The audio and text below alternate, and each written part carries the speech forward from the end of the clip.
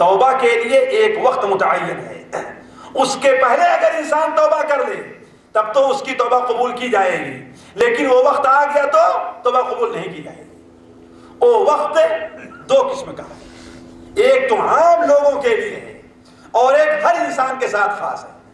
ہر انسان کے ساتھ خاص جو وقت ہے وہ کیا ہے کہ جب انسان کے اوپر موت کی کیفیت طاری ہو جائے تو اب جو ہے اللہ تعالیٰ وہ توبہ قبول کیوں؟ اس لیے کہ اس وقت تو ہر کافر توبہ کرتا ہے۔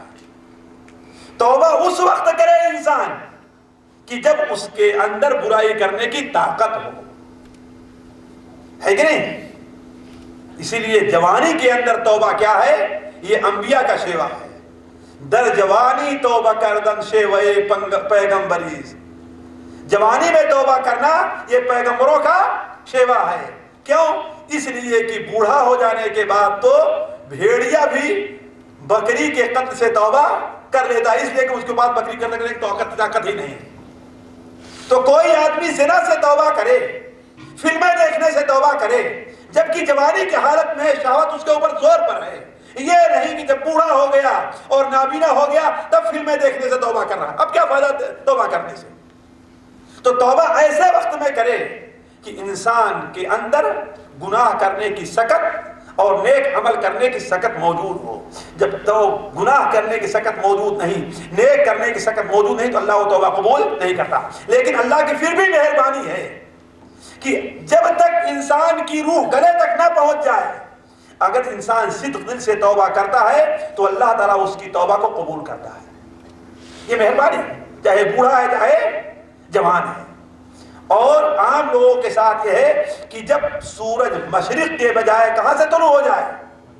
مغرب سے طلوع ہو جائے۔ اگر مغرب سے سورج طلوع ہو گیا تو اس وقت اللہ تبارک و تعالیٰ کسی کی توبہ قبول نہیں کرے گا۔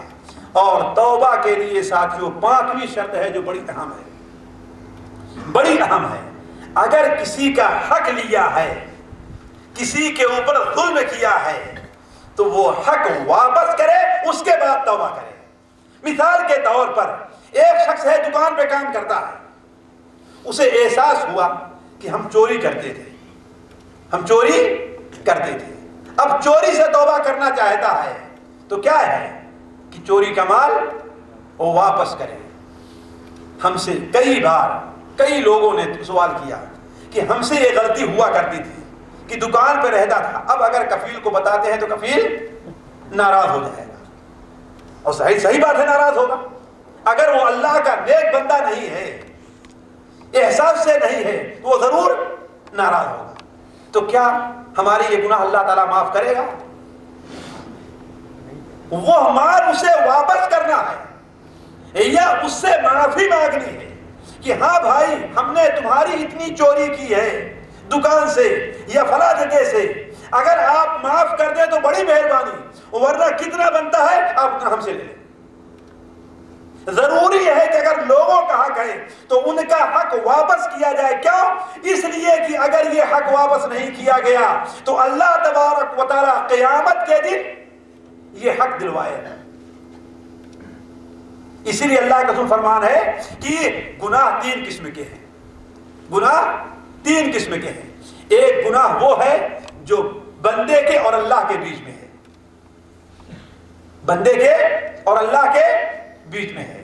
اللہ تعالیٰ سے اگر بندہ توبہ کرے اللہ اس کی توبہ قبول کرتا ہے۔ دوسرا گناہ وہ یہ ہے کہ بندے کا اپنے نفس کے اوپر ظلم کرنا ہے، اپنے نفس کے اوپر ظلم کرنا ہے، اس کے لیے بھی بندہ اللہ سے توبہ کرے اللہ اسے معاف کر دے گا۔ تیسرا یہ ہے گناہ بندوں کے بیچ میں ہے، یہ اللہ تعالیٰ اس وقت تک معاف نہیں کرے گا جب تک کہ بندہ خود نہ معاف کر دے، ورنہ اللہ معاف کرنے والا نہیں۔ تو ضروری یہ ہے کہ ہمارے اوپر اگر کسی کا حق ہے، اسی طریقے سے اگر ہم نے کسی کو گالی دے دی ہے، ہم اسے معمولی سمجھتے ہیں ساتھیوں، ایک مسلمان کو گالی دینا کیا ہے؟ یہ گناہ ہے۔ ضروری ہے کہ جسے ہم نے گالی دی ہے وہ ہمیں معاف کرے، ورنہ اللہ تعالیٰ ہماری توبہ گالی دینے سے قبول نہیں کرے۔ اگر کسی کو ہم نے ایک تھپڑ مار دیا ہے، کسی کو ہم نے برا بھلا کہا ہے، تو جب تک اس سے نہ معافی مانگ لے، حتیٰ کہ علماء کہتے ہیں کہ کہ اگر کسی کی ہم نے غیبت کی ہے، پیٹھ پیچھے اس کی برائی کی ہے، تو اس کے لیے بھی اس سے معافی مانگنا ضروری ہے۔ جب تک وہ نہیں معاف کرے گا تب تک اللہ تعالیٰ ہمارے اس گناہ کو معاف نہیں کرے گا۔ تو ساتھیو، اختصار کے ساتھ یہ تھا توبہ کا معاملہ۔ سب سے اہم چیز یہ ہے کہ توبہ کے جو شرائط ہیں اسے ہم پورا کریں، کہ اس لیے کہ یہ شرطیں جب تک پوری نہیں ہوگی اس وقت اللہ تعالیٰ ہماری اور آپ کی توبہ قبول کرنے والا نہیں ہے۔ اللہ تعالیٰ سے دعا ہے کہ اللہ تعالیٰ ہمیں اور آپ کو رمضان المبارک کی آمد سے پہلے ہر قسم کے گناہوں سے سچی توبہ کرنے کی توفیق عطا فرمائے۔ اللہ تعالیٰ ہمارے ہر قسم کے گناہوں کو معاف کرے۔ اللہ تعالیٰ اس مبارک مہینے کی آمد کو ہمارے اور آپ کے لیے خیر و برکت کا سبب بنائے۔ اللہ تعالیٰ اس مبارک مہینے کے اندر ہمارے اور آپ کے نیکیوں کو قبول فرمائے، ہمارے روزے کو قبول فرمائے، ہماری تراویح کو قبول فرمائے، ہمارے صدقہ اور خیرات کو قبول فرمائے، ہماری دعاؤں کو قبول فرمائے۔